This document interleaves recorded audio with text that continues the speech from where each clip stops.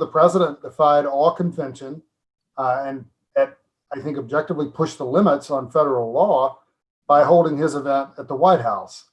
Gathered here at our beautiful and majestic White House, known all over the world as the People's House. This was the president that Republicans love and embrace for this very reason.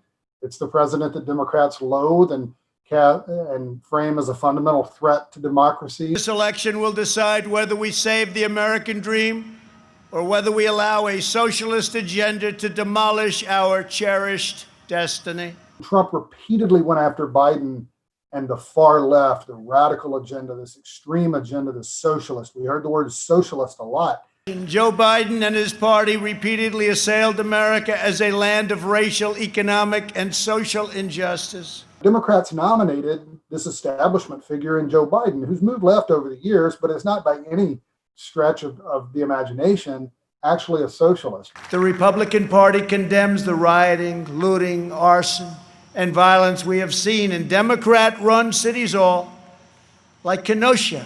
Trump is pointing at the violence in KENOSHA, the scenes that we've seen with some of the protests since George Floyd's killing, and he's saying that this is Joe Biden's America. If you elect Joe Biden, this is what you're going to see. And Biden's looking around and saying, hey, you're literally the president now. This is Donald Trump's America. Joe Biden wants to inflict a painful shutdown on the entire country. Trump is saying Joe Biden's America would just shut the economy down and we can combat coronavirus safely without doing that. Joe Biden's America means a shut down economy. And Biden's is looking back at Trump saying, well, 180,000 Americans are already dead. Our country wasn't built by cancel culture, speech codes, and soul-crushing conformity.